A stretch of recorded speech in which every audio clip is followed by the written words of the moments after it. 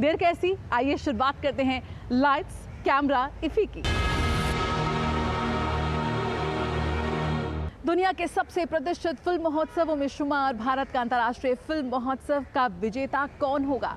कौन बनेगा सर्वश्रेष्ठ अभिनेता अभिनेत्री? किसकी झोली में जाएगा गोल्डन पीकॉक पुरस्कार? गोल्डन पीकॉक पुरस्कार की दौड़ में 3 भारतीय फिल्में भी शामिल हैं, जिनमें से एक है आर्टिकल 370, एक ऐसी फिल्म जिसने बॉक्स ऑफिस रिकॉर्ड तोड़े, दर्शकों का प्यार जीता। कलाकारों के लिए, फिल्म की टीम के लिए भी बहुत ही स्पेशल फिल्म है। इसी कड़ी में हमारी बात हुई अभिनेत्री यामी गौतम से। अपने बेहद सशक्त किरदारों के साथ अपने दम पर अपनी जगह बनाने वाली यामी गौतम इस वक्त मेरे साथ हैं। यामी, बहुत बहुत स्वागत है आपका दूरदर्शन न्यूज़ पे। सबसे पहले जानना चाहेंगे कि किस तरह से छोटे छोटे किरदारों से सही एक बहुत ही लंबा सफ़र तय करके आप यहाँ पहुँच चुकी हैं, और किस तरह मज़ा आ रहा है इस वक्त इंडस्ट्री में, जिस रोल्स को आप चाहती हैं उन रोल को आज आप पर्दे पर अदा कर रही हैं और लोग उन्हें बहुत पसंद कर रहे हैं। कहते हैं ना, good things come in small packages. तो छोटे छोटे स्टेप्स लेकर ही यहाँ तक पहुँचना और अपने दम पर पहुँचना, हालांकि बिना फैमिली और पेरेंट्स के ब्लेसिंग्स के नथिंग इज़ पॉसिबल। बट एक थॉट हमेशा यही रहा कि कुछ भी डेस्परेशन में नहीं करना है, करना वही है जो मन से जिसके लिए आवाज़ निकलती है, और वो सोचते सोचते करते करते आज यहाँ तक पहुँचना, जहाँ पर एक ऐसी फिल्मों के साथ नाम जुड़ना जिससे बहुत इज़्ज़त के साथ देखा जाता है, जिससे बहुत ऑडियंस ने इतना प्यार दिया है। आप और मैं बात कर रहे हैं, हम लोग वही बात कर रहे थे कि बचपन से जस्ट टू रीड डीडी वो such a matter of national pride, और बहुत अच्छा लगता है। अच्छा, काफ़ी मेहनत आपके किरदारों में इस वक्त नज़र आ रही है। यहाँ पर बात करना चाहेंगे आर्टिकल 370 की। इस फिल्म को लेकर काफ़ी ज़्यादा स्ट्रॉन्ग रिएक्शंस मिले, चाहे तारीफ़ हो चाहे नेगेटिव हो, लेकिन आज ये फिल्म राष्ट्रीय नहीं अंतर्राष्ट्रीय मंच पर जा रही है। किस तरह से आज इस फिल्म को देख रही हैं, और जो तैयारी आपकी रही है कमांडो के रूप में, और ख़ासतौर पर कश्मीर में शूट करना, वो एक बड़ी चुनौती थी। हमने आपके निर्देशक से सुना कि आप डाउनटाउन में जाके शूट कर रही थी और उसको लेकर भी काफ़ी कंसर्न्स थे। आई थिंक हर एक फिल्म, चाहे कोई भी फिल्म हो, अपने साथ क्रिटिसिज्म भी लाएगी, प्यार भी लाएगी, सब कुछ होगा। बट मेन बात है कि आपने किस इंटेंशन के साथ फिल्म बनाई है और मेजॉरिटी ऑडियंस क्या कहती है। मेजॉरिटी ऑडियंस ने प्यार दिया, मेजॉरिटी ऑडियंस ने फिल्म को समझा है और एक्सेप्ट किया है फॉर व्हाट इट इज़। ये कोई ऐसी फिल्म नहीं थी जिसमें बहुत कोई गाने थे या कुछ अननेसेसरी ऐसी कुछ थी, बहुत इन्फॉर्मेशन बेस्ड फिल्म थी। तो ये एक एक्सपेरिमेंट भी था कि क्या इस तरह की फिल्म भी चल सकती है, आप कैसे एंगेज करेंगे एक ऐसी फिल्म को जिसमें इंफॉर्मेशन है, और make it a commercial film. But it did well, so I think kudos to the audience and the team, जो एक हर एक फिल्म के पीछे एक बहुत एक सक्षम टीम होती है, जैसे टीम वर्क हम कहते हैं। और ऑफ कोर्स फिल्म शूट की गई कश्मीर में, वो एक अपने आप में बहुत बड़ी बात है। हमने कश्मीर को अब तक अपने टेलीविज़न सेट्स पर पाया है, सबसे करीब वहीं तक जा पाए हैं फॉर डिफरेंट रीजंस। बट वहाँ जा पाना, अपने इंडियन फ्लैग को वहाँ देखना, वहाँ के लोगों को खुश देखना, वहाँ के टूरिस्ट को आता देखना, इतनी अपने आप में मुझे तो, और जब लगता है कि अच्छा वही आप यही फिल्म है आपकी, इसी मॉरल ऑफ द स्टोरी यही है, तो अच्छा लगता है कि that's the best way to corroborate what you hear to do. See, article 370 मेरे लिए बहुत ऑफ कोर्स खास फिल्म रही है, क्योंकि फिल्म जैसे आप सबने देखी है, बहुत इम्पॉर्टेंट फिल्म है अपने आप में, बहुत अलग फिल्म है और हमने बहुत पसंद किया। तो बतौर एज एन एक्टर मेरे लिए बहुत बड़ी अपॉर्चुनिटी थी, ना सिर्फ ऑफ कोर्स एक फिज़िकलिटी और या स्किल को सीखना, बट उस जूनी के किरदार में उसके दिल, उसकी रूह तक पहुंचना। And at the same time personally ये फिल्म के दौरान मुझे पता चला कि आई एम एक्सपेक्टिंग मैं माँ बनने वाली हूँ, और तो अपने आप में ये एहसास बहुत बड़ा था। तो दोनों को ही बैलेंस करना एक इस तरह की फ़िल्म के साथ, और निकल कर आना, एक बैलेंस करना एक artist and life of a mother, मेरे लिए भी ये पहला ही था एक्सपीरियंस, और बहुत ख़ास रहा। और आज हम एक इम्पॉर्टेंट फिल्म फेस्टिवल में है, जहाँ पे फिल्म स्क्रीन हो रही है, नॉमिनेट हुई है बहुत इम्पॉर्टेंट अवार्ड के लिए, तो बहुत बड़ी बात है। So thank you so much, all thanks to our audience, and thank you so much for such important media people to carry our message to our audience. आप सब के लिए का बहुत बहुत धन्यवाद। Thank you so much for talking to us. बाकी एक बेहद खास फिल्म आर्टिकल 370, जो आज राष्ट्रीय मंच पर, जिसने बॉक्स ऑफिस रिकॉर्ड तो तोड़े ही, वैश्विक मंच में भी भारत की ओर से वो काफ़ी सशक्त संदेश देती नजर आ रही है। कैमरा पर्सन आलोक के साथ जया सिन्हा, डीडी न्यूज़, पणजी, गोवा। अक्किनेनी नागेश्वर राव, एक ऐसी शख्सियत जिसने तेलुगु फिल्म इंडस्ट्री को आज इस मुकाम पर पहुंचाया। इफ़ी 2024 के मंच पर हमने देखा किस तरह से ANR की विरासत का जश्न मनाया जा रहा है। आज भी उनकी विरासत, उनकी फिल्में युवाओं को प्रेरित कर रही हैं। इसी कड़ी में हमने की खास मुलाकात लेजेंडरी अभिनेत्री अमाला अक्किनेनी से। इफ़ी 2024 के मंच पर 4 दिग्गज कलाकारों के सेंटनरी सेलिब्रेशंस किए जा रहे हैं। हमारे साथ है अमला अक्किनेनी। बात करें तो लेजेंडरी ANR की, किस तरह से उनकी लेगेसी को आज हम ये सेलिब्रेट कर रहे हैं। मैं इस वक्त प्रदर्शनी में क्या आई हूँ, वहाँ पर छोटे छोटे बच्चे उनकी लेगेसी को देख रहे हैं, समझ रहे हैं। किस तरह से याद करते हैं आप? जी, बहुत it's a great honor and it's so wonderful for us as his family, उनके परिवार की तरफ. It's a very emotional time because it's like we're feeling his presence all around, and that इतना सम्मान किया है Ministry of Information and Broadcasting and NFDC. It's just wonderful as a region for Telugu cinema to get recognized like this, and for the contributions he made to Telugu cinema to get recognized like this on an international platform. बहुत बहुत अच्छा लग रहा है, बहुत ही अच्छा लग रहा है. युवाओं के साथ आप यहाँ पर आई हैं। बड़ी big budget pan India films की बात होती है, लेकिन एक छोटी सी फिल्म आप लेकर आई हैं। किस तरह का यहाँ पर रिस्पांस है और युवाओं के बीच आप जा रही हैं, उनका काम देख रही हैं, कैसा आपको लगता है कि फिल्म फेस्टिवल सर्किट के हिसाब से कितना? जी, अक्किनेनी नागेश्वर राव जी ने ये कॉलेज स्टार्ट किया था because he used to always look for new talent. In fact आपने सुना होगा के विश्वनाथ, एक बहुत मशहूर डायरेक्टर.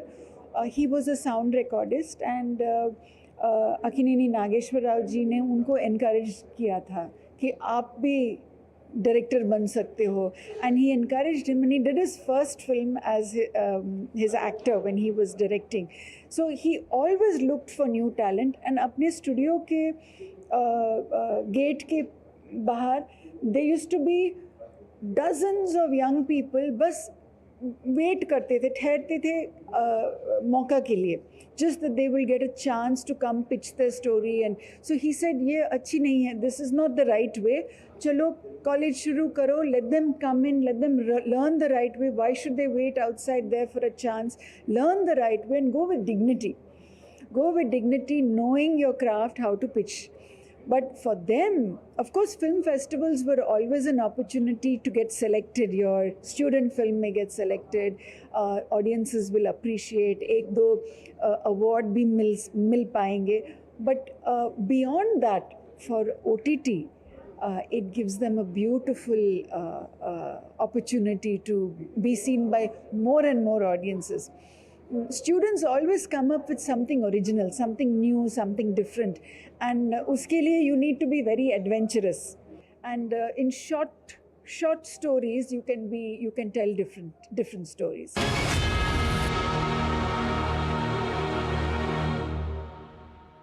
कई ऐसी फिल्में होती हैं, कई ऐसे किरदार होते हैं जो हमेशा के लिए याद रह जाते हैं। ऐसी एक फिल्म रही जॉनी गद्दार, जिससे नील नितिन मुकेश ने भारतीय फिल्म इंडस्ट्री में कदम रखा। आज वो पैन इंडिया फिल्म्स के जरिए धमाल मचा रहे हैं। एक बेहद मजबूत किरदार के साथ वो पहुंचे इफ़ी 2024 के मंच पर अपनी फिल्म हिसाब बराबर के साथ, और हमने की खास मुलाकात नील नितिन मुकेश से। हिसाब बराबर ये फिल्म है, इफ़ी 2024 के मंच पर आ रही है। मेरे साथ है नील नितिन मुकेश। नील जी, हिसाब बराबर, लेकिन आज भी एक बहुत ही बेहतरीन किरदारों के साथ लगातार आप दर्शकों के बीच आ रहे हैं, लेकिन आज भी जिक्र होता है जॉनी गद्दार का। किस तरह से देखते हैं इस नई फिल्म को लेकर आप? नमस्कार दोस्तों, थैंक यू सो मच, आपने बड़े प्यार से मुझे इंट्रोड्यूस किया आज और वापस मुझे याद दिलाई एक ऐसी फिल्म के बारे में जिसको मैं पूरा श्रेय देता हूँ कि मैं आज आपके अगर सामने खड़ा हूँ। तो आज जी हाँ, बिल्कुल वो थी फिल्म ऐसी, और श्री राम जी ने मुझे मौका दिया उनके साथ काम करने का, हमेशा आभारी रहूँगा। Hisaab Barabar is a very impactful film according to me, because it's a story of a common man versus a system. और अक्सर हम देखते हैं कि एक आम आदमी की आवाज़ उस बड़े लेवल तक नहीं पहुंच पाती।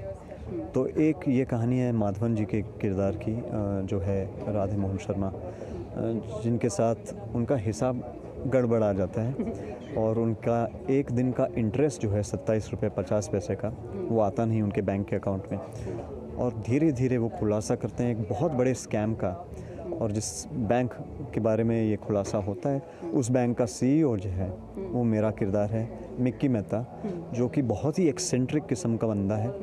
और उसे लगता है कि एक 27 रुपये 50 पैसे के लिए बंदा कितना ही और किस हद तक जा पाएगा। बट धीरे धीरे हम देखते हैं कि वो एक आदमी की सच्चाई के लिए जो वो लड़ाई करता है, वो सच्चाई की जीत कैसे होती है, आई थिंक वही सबसे इंटरेस्टिंग चीज़ है। मेरे लिए किरदार बहुत मुश्किल था। मैंने अपने पूरे करियर में ऐसा किरदार नहीं निभाया है। हाल फिलहाल में आप काफ़ी बेहतरीन किरदारों के सामने आ रहे हैं। विलन का जो नेगेटिव शेड एक है वो कहीं ना कहीं बहुत ही खूबसूरती से आप अदा कर रहे हैं। वज़ीर का जिक्र करना चाहूँगी, वज़ीर, साहो, बहुत ही बेहतरीन फिल्मों के साथ आ रहे हैं। किस तरह से आप देख रहे हैं आज, चूँकि इस मुकाम पर आकर जॉनी गद्दार की ज़रूर बात होती है, लेकिन डाउन साउथ आप बहुत शानदार काम कर रहे हैं। एक जर्नी ज़रूर, एक सफ़र का लगातार जिक्र होता है कि किस तरह से आप इस सफ़र पर यहाँ पहुँच रहे हैं। दिन पर दिन एक निखार आपके आ रहा है। बस मेरी पहली फिल्म से ही कोशिश रही है कि मैं ऑडियंस को निराश ना करूं अपने किरदारों के साथ। जहां हो सकता तो मैं एक लव स्टोरी से डेब्यू कर सकता था, बट मैंने फिल्म चुनी जॉनी गद्दार, जो कि बहुत ही हटके कैरेक्टर था। फिर उसके बाद अगर आप अब तक मेरी फिल्मोग्राफी देखें तो जो 2 डज़न के ऊपर फिल्में जो की है मैंने, साउथ में भी, यहाँ पे अपनी, मेरी हमेशा कोशिश रही है कि एक फ़िल्म ओवरऑल मनोरंजन वाली फ़िल्म हो, पहली बात तो, और जो मैं किरदार निभा रहा हूँ उसका इम्पैक्ट ऑन स्क्रीन ज़रूर है। I notice that with my fans who are, who come up very sweetly and they wish me and they pour a lot of their love for me. But I think ये trend मैं छोड़ूंगा नहीं, कोशिश करते रहूँगा। In fact इस साल जो मेरी फिल्में आ रही हैं उनमें सब में बहुत अलग अलग किस्म के शेड्स हैं, and I think it's always been the flavour. मज़ा आ रहा है क्योंकि आपको इस तरह के किरदार ऑफर हो रहे हैं। एक बतौर अभिनेता आपकी क्षमताओं को इस वक्त पहचानते नजर आ रहे हैं। बिल्कुल, it's very tough for any actor to carve a niche for themselves, and I think very early in my career I was able to do that. With my first film, maybe with Johnny Gaddar, I had carved a niche in regards to a certain kind of genre of films that I do. But I think let's hope that I keep getting opportunities. अंतर्राष्ट्रीय film महोत्सव के मंच पर आए, थोड़ा सा किस तरह का माहौल है यहाँ पर, और अंतर्राष्ट्रीय फिल्म महोत्सव में जाते हैं लेकिन ये अपना भारत का अंतर्राष्ट्रीय फिल्म। बिल्कुल, मैं बहुत ही आभारी हूँ इफ़िका 55th film festival, and I think it's such a brilliant and big platform. हमें ये मंच दिया हमारी फिल्म हिसाब बराबर के लिए, उसके लिए मैं हमेशा आभारी रहूँगा। I feel very grateful and very humbled. Thank you so much. बहुत बहुत शुक्रिया थैंक यू जी। के लिए। एक से बढ़कर एक सितारे पहुँच रहे हैं इफ़ी के मंच पर। हिसाब बराबर एक अलग तरह की फिल्म है, दिग्गज सितारों से सजी है, लेकिन अपनी कहानी को लेकर लगातार चर्चा में है। कैमरा पर्सन आलोक के साथ जया सिन्हा, DD न्यूज़, पणजी, गोवा। भारत कहानियों का देश है, लेकिन तकनीक में भी हम किसी से कम नहीं। इसी कड़ी में बात हो VFX की, कंप्यूटर ग्राफिक्स की, एनिमेशन की, भारतीय फिल्में धूम मचा रही हैं। इफ़ी 2024 के मंच पर स्क्रीनिंग हुई फिल्म नरसिंह महाअवतार की। आइए करते हैं मुलाकात फिल्म के कास्टिंग क्रू से।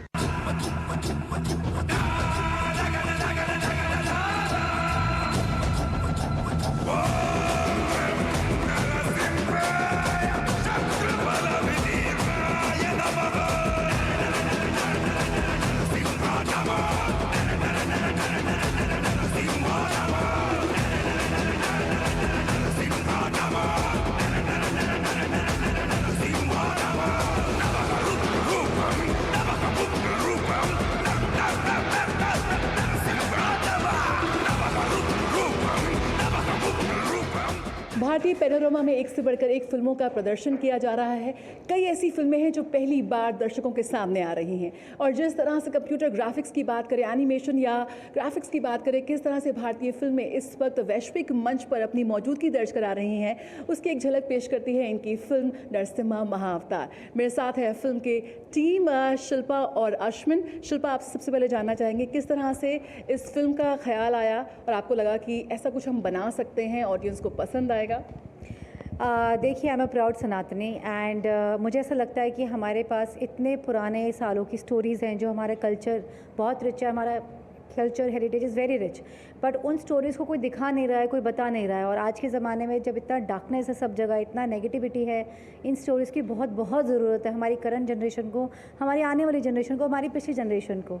सो दैट्स वाई जब मुझे ये कंटेंट आया मेरे सामने तो मुझे लगा इससे बेहतर कंटेंट क्या हो सकता है। इसमें को तो दुनिया में घर घर में, इंडिया में नहीं, घर घर में ये स्टोरी लेके आनी ही आनी है, सो दैट हर किसी की लाइफ में थोड़ी सी होप हो जाए और उसकी ज़िंदगी थोड़ी सी बेटर हो जाए।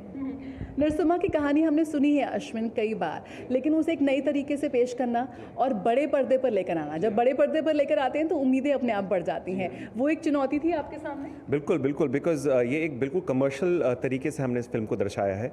आमूमन एनिमेशन छोटे बच्चों के लिए होता है, लेकिन ये एनिमेशन स्टाइल बड़ा यूनिक है क्योंकि ये हमने 10 वर्ष से लेकर के 80 वर्ष तक के लोगों के लिए हमने बनाया है। तो इस वजह से इसको वो स्टाइल देना बहुत आवश्यक था जिसमें हर जाति भ्रांति के लोगों को ये आकर्षित करे, क्योंकि हमारी पौराणिक कथा है और ये भगवान नरसिम्हा है और भगवान नरसिम्हा बहुत लोगों के इष्ट हैं।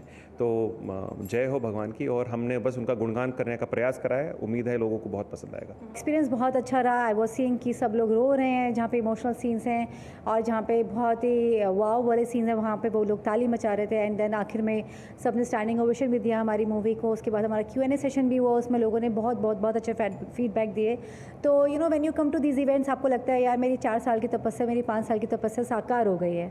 तो क्यों देखें, आई मीन अगर आपको ज़िंदगी में अच्छा सोचना है, आगे बढ़ना है financially, spiritually, in any which ways, और अगर आपको ज़िंदगी अपनी सुंदर बनानी है विद द गुड होप, तो आपको ये कंटेंट आपके लिए मैंडेटरी है दिखाना। बिकॉज ये अगर आप देखोगे, इतना मैं आपको बता सकती हूँ, नॉट बिकॉज ये मेरी मूवी है, अगर आप इस मूवी को देखोगे आप इसके बारे में सोचते रहोगे एंड डेफिनेटली जो नरसिंह भगवान के बारे में इतना सोचेगा उसकी ज़िंदगी तो बदलेगी। कहीं ना कहीं मेहनत सफल हो रही है क्योंकि भारतीय पैनोरमा का आप हिस्सा बने हैं। तो इफ़ी का अनुभव और यहाँ पे आपका फिल्म का सिलेक्शन और स्क्रीनिंग। जी हम सो इफ़ी का अनुभव ये रहा कि यहाँ पे हमारे इफ़ी के इतनी लंबी लेगेसी है, तो यहाँ से इतने डायरेक्टर्स, प्रोड्यूसर्स, एक्टर्स हमको देखने मिलते हैं। हम तो बस नमन करते हैं कि ये हमारी फिल्म को पसंद करें तो कुछ तो हमने ठीक ही किया होगा। तो एक तरह का वैलिडेशन मिलता है, प्लस यहाँ से सीखना बहुत मिलता है। एंड स्क्रीनिंग की बात करें तो स्क्रीनिंग बहुत अच्छी रही हमारी और बहुत अच्छा अरेंजमेंट था। एंड स्क्रीनिंग के बाद ये समझ में आया कि लोग आज भी हमारे सनातन कंटेंट को देखना चाहते हैं, हमारे हेरिटेज को प्रिजर्व करना चाहते हैं। So we are not the only people who are thinking this, there is entire Sanatan wave. And मेरे सनातनियों से सबसे प्रार्थना है और हर वो इंसान से प्रार्थना है जिसके हृदय में कभी ये विश्वास डगमगाया हो कि आकर के अपने विश्वास के लिए इस फिल्म को अवश्य एक चांस दें और भगवान को देखें, अपने जीवन पे उतार पाए। नरसिंह महाअवतार को आप 5 भाषाओं में देख सकते हैं और साथ ही 3D टेक्नोलॉजी के साथ इस फिल्म को थिएटर्स में रिलीज़ किया जाएगा। थोड़ा उसके बारे में बताइए अश्विन। सो ये हमारी फिल्म सिर्फ एनिमेशन नहीं है, ये बिल्कुल स्टेरियोस्कोपिक 3D में आएगी, जिसमें आप चश्मा पहन के बिल्कुल आपको ऐसा लगेगा कि आपके ऊपर भगवान आ रहे हैं और आपके बहुत चीटे बढ़ रहे हैं। भगवान जब नरसंहार करते हैं अपने दानवों का, तो सारा कुछ इफेक्ट्स बिल्कुल इस प्रकार से दर्शाया नहीं गया आज तक सिनेमा में। अब मेरे को उम्मीद है कि लोगों को बहुत पसंद आएगा, तो इसको अवश्य देखेंगे। और लैंग्वेज की बात शिल्पा बताएंगी आपको। 5 लैंग्वेज में रिलीज़ हो रही है, साउथ की Tamil, Telugu, Kannada, Malayalam and Hindi of course. और very soon will be releasing it first quarter of the next year और ऑल ओवर वर्ल्ड रिलीज़ होगा। एंड इवेंचुअली उसके बाद Japanese, Korean and 3 more languages will be releasing it. बहुत शुक्रिया हमसे बात करने का। तो एक कोशिश है कि जो हमारी पौराणिक कथाएं हैं, जो अनसुनी कहानियां हैं, वो युवा पीढ़ी उसको जाने, उसको समझे और नए अंदाज में। 3D टेक्निक है, एनिमेशन है, कंप्यूटर ग्राफिक्स है, तो ज़रूर आपको मज़ा आएगा। कैमरा पर्सन आलोक के साथ जया सिन्हा, DD न्यूज़, पणजी, गोवा। 1974 में एक फिल्म रिलीज हुई, 27 डाउन। राखी और MK रैना अभिनीत इस फिल्म का निर्देशन किया अवतार कृष्ण कौल ने। उस वक्त इस फिल्म को राष्ट्रीय पुरस्कार से नवाजा गया और समय के साथ ये एक कल्ट क्लासिक फिल्म बन गई। 50 वर्षों के बाद एक बार फिर ये फिल्म दर्शकों के बीच आई, इफ़ी 2024 के मंच पर। क्या है इस फिल्म की कहानी, आइए जानते हैं। इफ़ी 2024 के मंच पर जहां भारतीय सिनेमा के सुनहरे दौर का जश्न मनाया जा रहा है, वहीं उन दिग्गज फिल्मकारों के जीवन और उनके काम से भी रूबरू हो रही है मौजूदा पीढ़ी। हमारे साथ इस वक्त विनोद कौल मौजूद हैं। विनोद जी, 1974 में 27 डाउन को 2 राष्ट्रीय पुरस्कार मिले। आज इतने वर्षों के बाद एक बार फिर उस फिल्म की स्क्रीनिंग हो रही है, किस तरह का अनुभव है एक बार फिर पर्दे पे उसे देखना? अनुभव बहुत अच्छा है।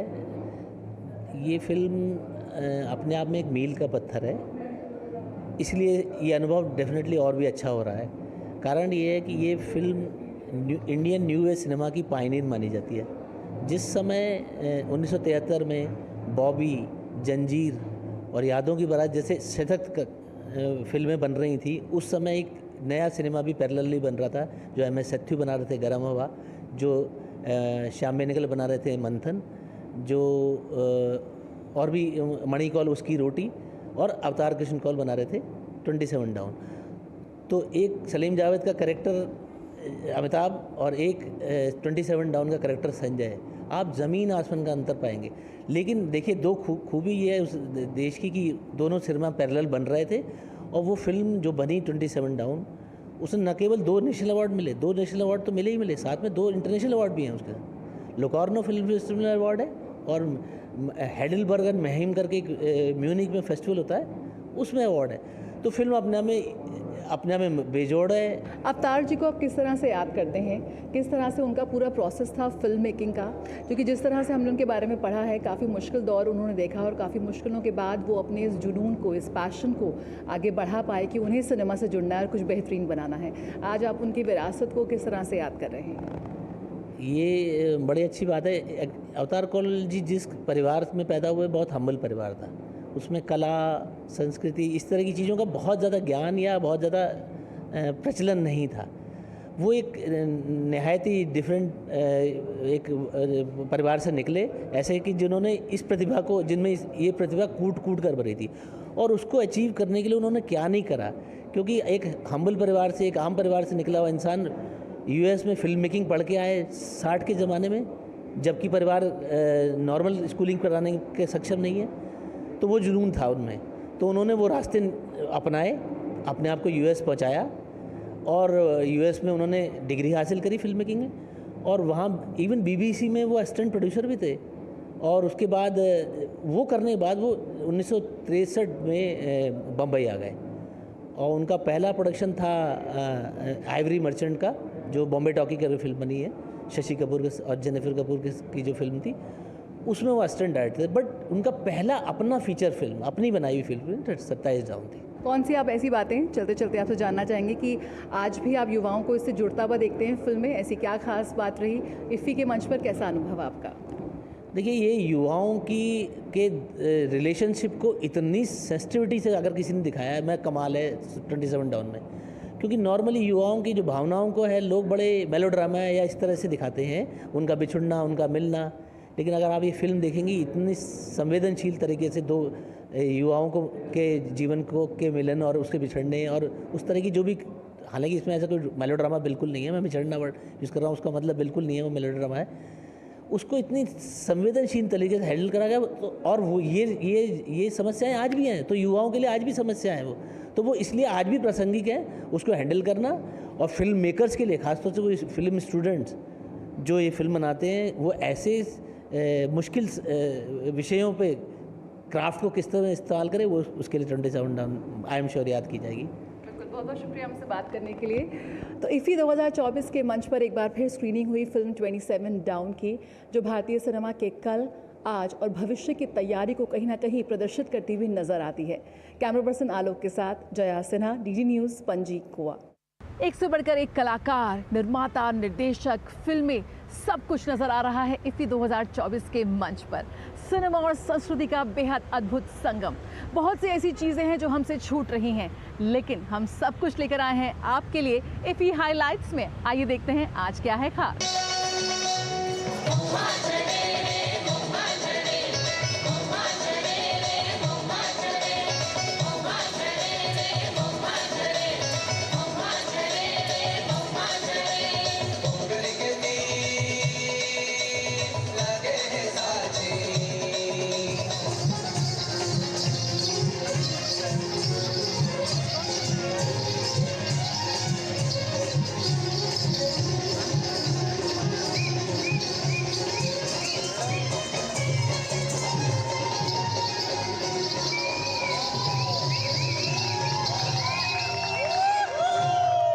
इफ़ी दोबारा आना, मुझे लगता है अब बार बार आना पड़ेगा। लास्ट ईयर बहुत अच्छा एक्सपीरियंस था, मेरी फिल्म शोकेस हुई थी मार्केट स्क्रीनिंग में, इस साल और भी अच्छा लग रहा है कि कितने हम ऑस्ट्रेलिया का पूरा फुल डेलीगेशन लेकर के आए हैं, हम 40 ऑफ अस, और कितनी हमारी फिल्में शोकेस हो रही हैं यहाँ पे। सो बहुत अच्छा लगा कि इंडिया, जहाँ से मेरा जन्म हुआ है, उसको हम इंटरनेशनल लेवल पे फिल्मों और को प्रोडक्शन में हम दिखा रहे हैं। So I feel so proud.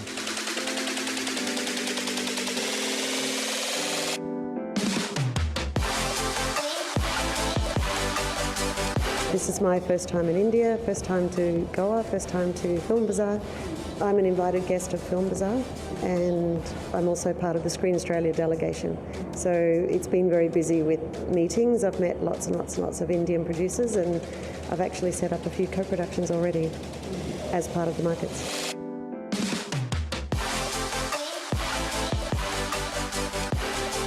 मैं अपनी फीचर फिल्म लाल पहाड़ बोझ द मिसिंग फाइल्स को प्रमोट कर रहा हूं अक्रॉस ग्लोब, और इसके लिए मुझे जो मेन पर्पस है to come to this festival, मुझे इंटरनेशनल डिस्ट्रीब्यूटर्स चाहिए। मेरे फिल्म पहली बार ही आया हूँ मैं, और इतना ग्रैंड है, इतना अच्छा है। जो सिनेमा के लोग हैं, आर्ट के लोग हैं, थिएटर के लोग हैं, वो आपस में आके मिल सकते हैं, अच्छे से बात कर सकते हैं, वो बहुत अच्छी बात है। यहाँ पे वो बैरियर नहीं फील होता है इफ़ी की वजह से, क्योंकि इफ़ी है तो हम किसी भी डायरेक्टर, किसी भी प्रोड्यूसर से जाके normally as a normal human being बात कर सकते हैं, और उनका रिस्पॉन्स बहुत अच्छा होता है, which is very good for the actors, for the artist.